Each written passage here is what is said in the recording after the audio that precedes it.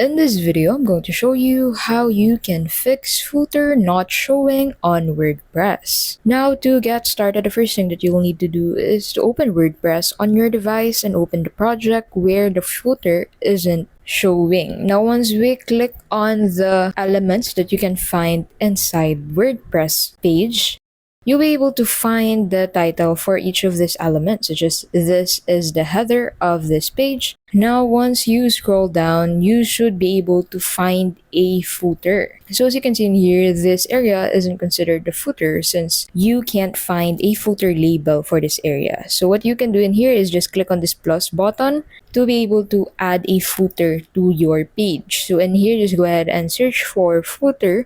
Now, once you locate footer, just go ahead and click on footer. Now, once you scroll down, you'll be able to find the incorporated footer for your page. And that's how you can simply fix footer not showing on WordPress. Now, if you're using a WordPress Elementor, the solution is different. Thanks so much for watching. I hope this guide helped you out. If it did, please don't forget to give this video a like and subscribe.